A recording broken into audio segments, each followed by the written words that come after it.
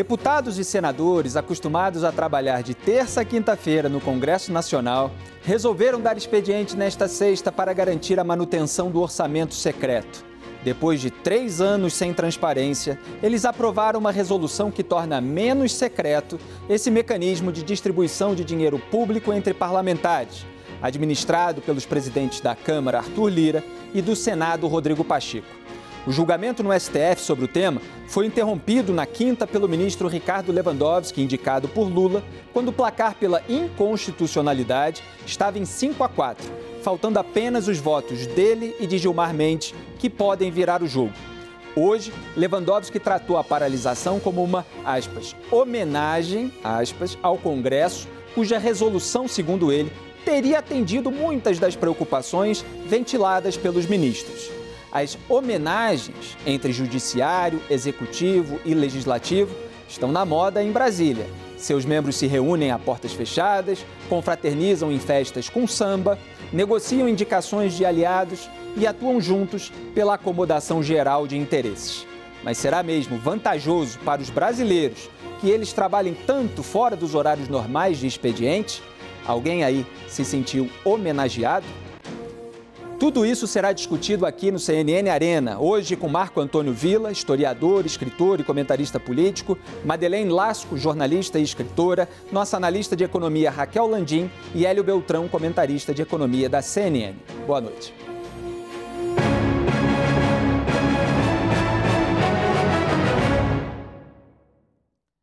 A votação que aprovou as novas regras do orçamento secreto mais uma vez uniu PT e PL.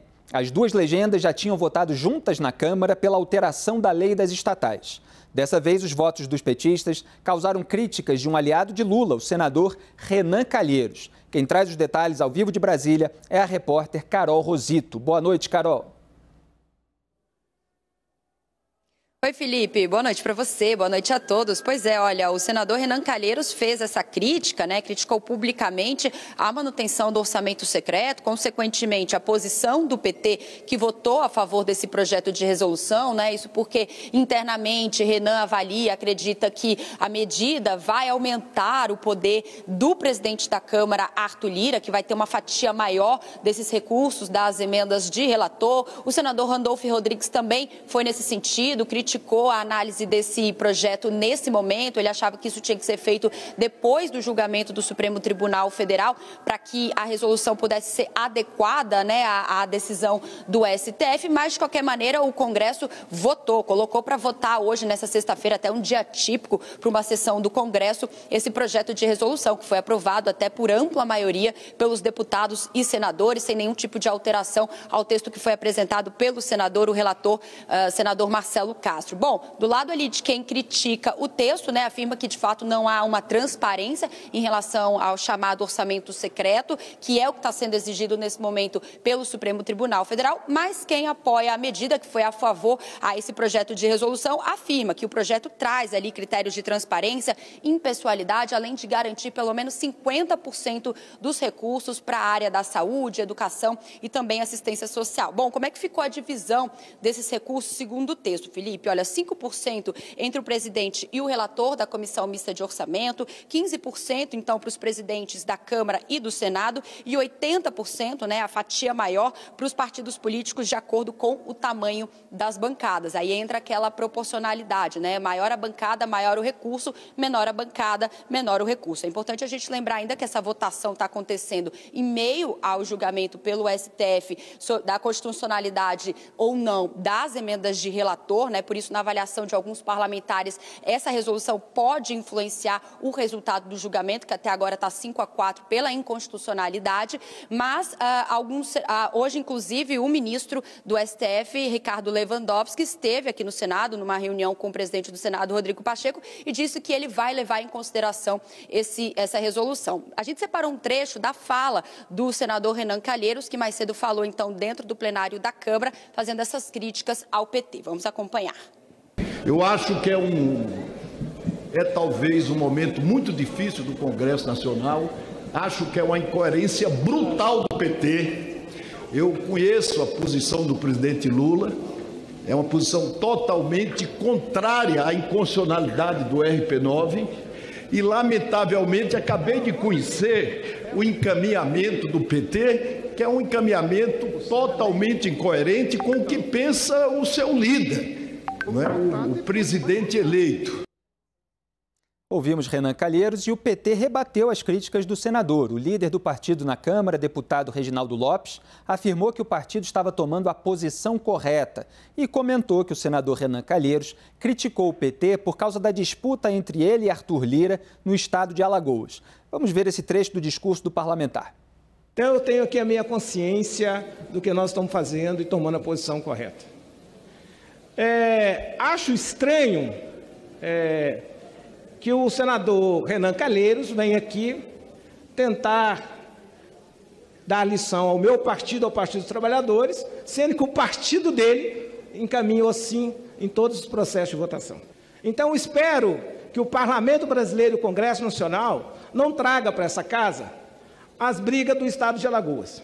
Eu amo as praias da Alagoas, mas acho que o Brasil é muito maior do que os interesses pessoais do senador Renan Calheiros. Muito bem, vamos ao debate. Eu dou boa noite a Raquel Landim. Começo por você, Raquel. A gente está vendo como os assuntos estão interligados, o julgamento no Supremo Tribunal Federal e essa iniciativa de hoje de aprovar uma resolução com celeridade na Câmara e no Senado que torna menos secreto o orçamento secreto. Felipe, acho que tem algumas coisas que a gente precisa separar aí. A primeira é que a crítica do senador Renan Calheiros, ela não vem pelo motivo certo. A gente sabe que ele é um inimigo de Arthur Lira e o orçamento secreto dá poder a Arthur Lira e por isso ele entra tão fortemente nesse debate. Dito isso, a aprovação dessa resolução, ela dá conforto, acho que a gente pode usar essa palavra, para Lewandowski e Gilmar Mendes votarem a favor do orçamento secreto no STF. Então, você leva o julgamento não para tornar totalmente inconstitucional, como estava defendendo a ministra Rosa Weber, que inclusive comparou essas emendas a uma sucessão dos esquemas de PC Farias, do mensalão, por causa do fim espúrio que elas acabam tendo, e levando para este lado de que o Congresso está dando uma certa transparência, está mudando o perfil das emendas, então tá bom, tá tudo certo. E o PT acaba com essa votação dando esse conforto para esses dois ministros fazerem essa medida. Agora vamos olhar no mérito da questão, o mérito da resolução. Ela melhora o que nós temos hoje? Melhora, mas ela ainda deixa muita brecha. Ela teoricamente acaba com a figura do usuário externo, que você não consegue identificar quem pediu o dinheiro para onde. Teoricamente. Parece que tem ali umas brechinhas, advogados que leram ficaram um pouco na dúvida. A gente tem que ver na prática como é que isso vai funcionar. Ela melhora a divisão entre os partidos, entre os deputados? Melhora. Mas vamos observar que a gente ainda tem 15% do dinheiro na mão do presidente do Senado, do presidente da Câmara, 5% na mão do relator geral. Então, assim, é 20% de muito dinheiro. Ela melhora a gestão do recurso público? Não muda quase nada. O argumento deles ali é que a emenda não é impositiva, então tem que passar pelo Executivo, mas aí tem todo aquele jogo com o Executivo. No governo Jair Bolsonaro, o Ciro Nogueira praticamente só carimbava. Talvez no governo Lula seja diferente, mas o fato é, o Brasil é um dos poucos países do mundo onde você tem, e tributaristas sérios já fizeram essa comparação com Portugal, com os Estados Unidos, este volume de dinheiro e principalmente em proporção à fatia do nosso orçamento que está livre para fazer investimentos, porque o orçamento é muito engessado, voltado para emendas parlamentares. Então, em termos de gestão do orçamento público, de eficiência, não muda muita coisa. Dá um certo conforto aos dois senadores que faltam votar, mas o mérito da questão na minha avaliação, está ainda longe de ser resolvido.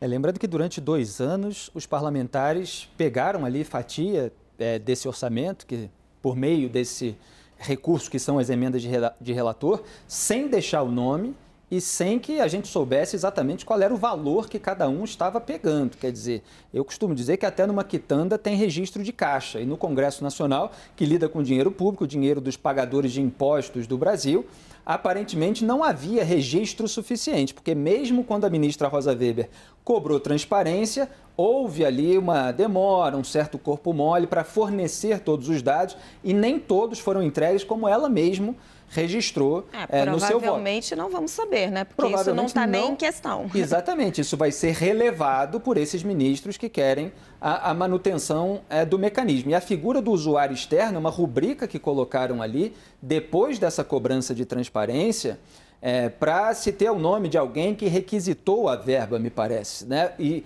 sem que o Congresso tenha atendido a demanda para que houvesse o apadrinhamento registrado, quer dizer, qual foi o deputado, qual foi o senador que solicitou aquele recurso. Marco Antônio Villa, como é que você avalia todo esse episódio? Olha, com muita preocupação, né?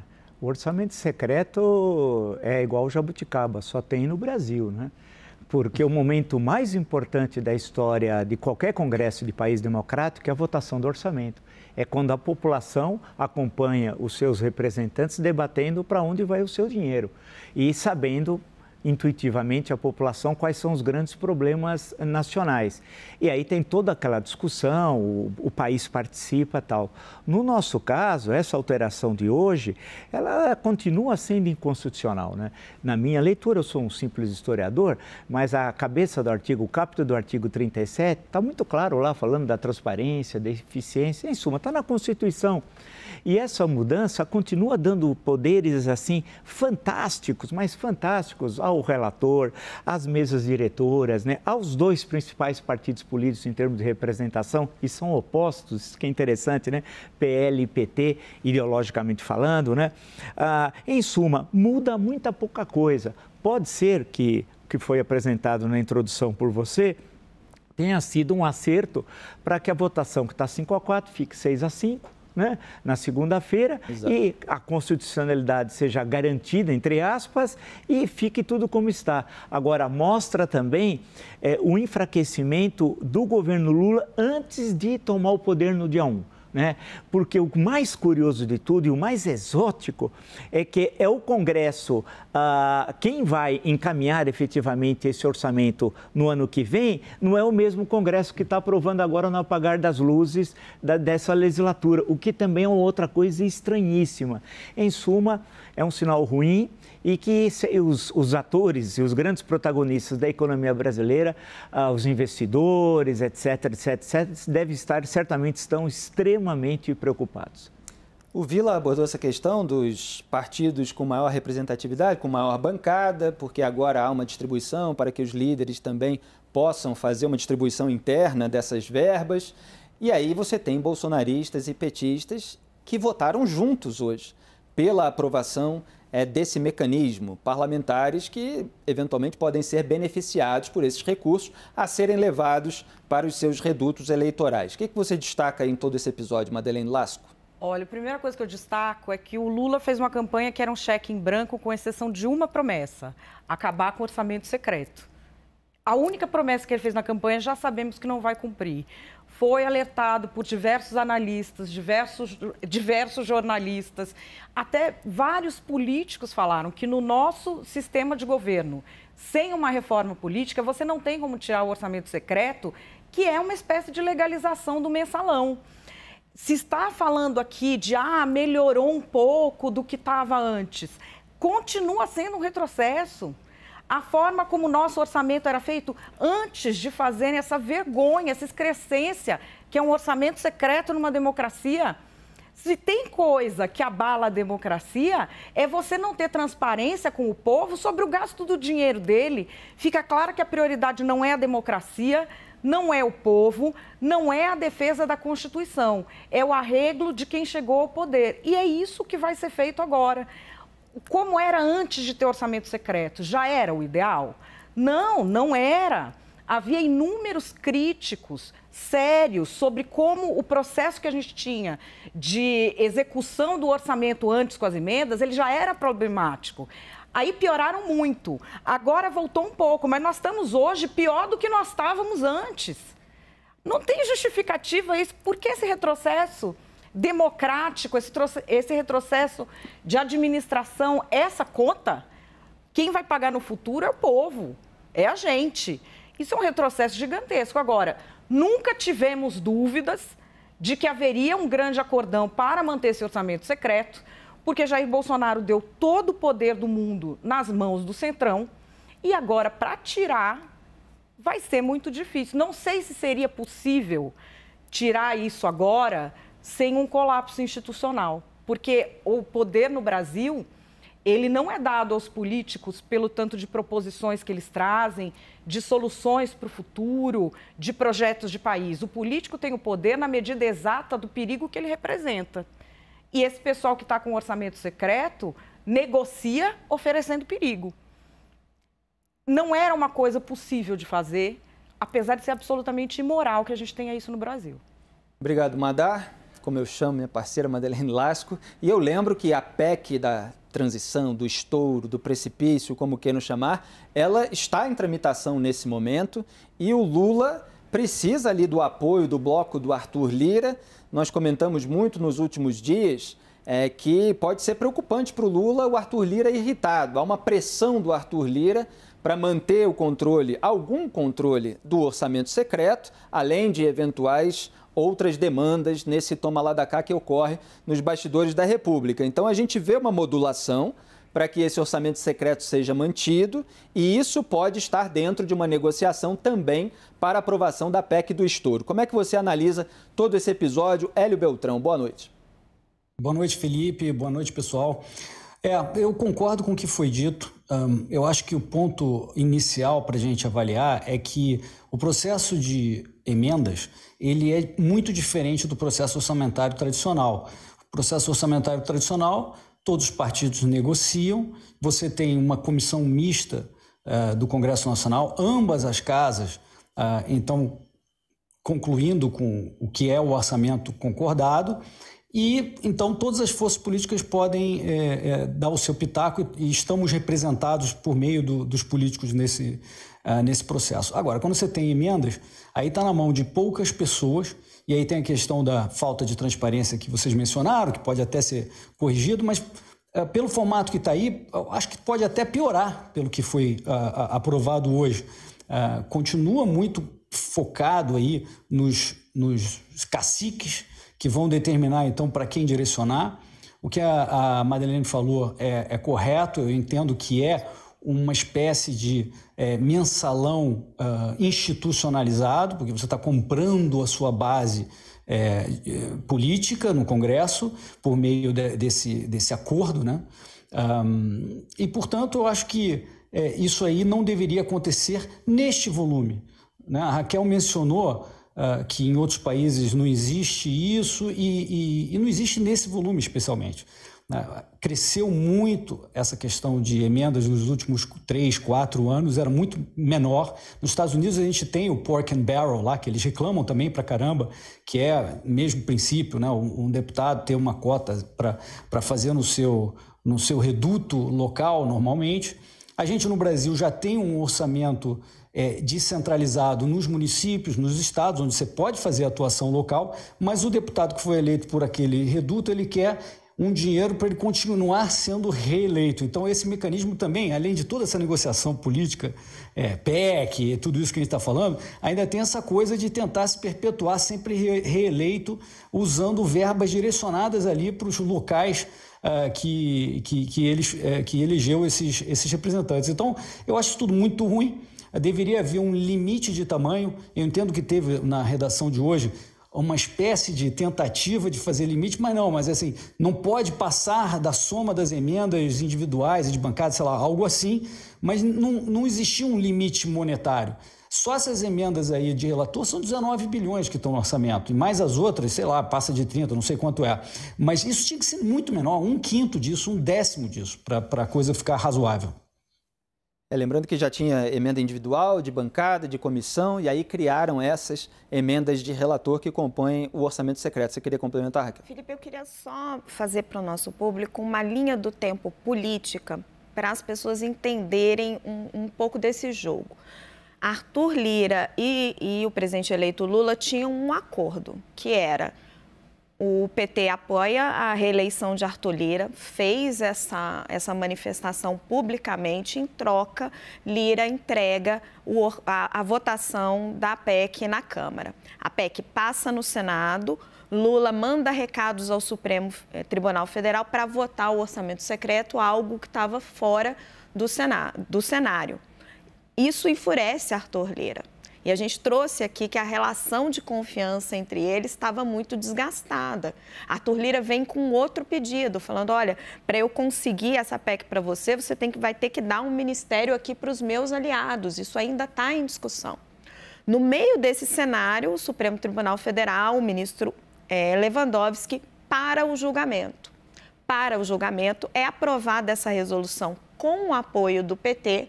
E, ao contrário do que disse Renan Calheiros, o PT não faz nada sem o aval do Lula. Então, o Lula está de acordo. Arthur Lira, que hoje tinha ido para o seu estado para participar lá de eventos, volta para Brasília, assim, deve se encontrar, se não é que não está se encontrando agora, com o Lula. Eles estão tentando acertar essa relação. Ainda tem a questão do ministério para resolver. Quando você conversa com gente no PT, eles dizem assim: não, esse pessoal vai ter que comprar fiado, vão ter que votar a PEC sem ter certeza ainda de que tem um ministério. E o outro lado está dizendo: Então, assim, ainda tem esse embate, mas a coisa está caminhando para um acordão, com a votação no Supremo e depois a aprovação da PEC. Exatamente, porque o julgamento do caso do orçamento secreto, ele tem a sua continuação na segunda-feira, já pela manhã, e a PEC está prevista para ser pautada na Câmara na terça-feira, no dia seguinte, portanto, já vai haver algum tipo de solução. E só complementando o que o Hélio abordou, porque eu acho importante, que muitas vezes os parlamentares usam as emendas de relator como um complemento do fundão eleitoral. Eles levam para o reduto eleitoral para fazer obras ali, pavimentação de rua. Muitas vezes esse dinheiro é enviado para prefeituras de familiares que fazem negócios com empresas de amigos e fazem aquelas obras que são eleitoreiras para se reeleger. E a maioria deles se reelegeu nessa última eleição.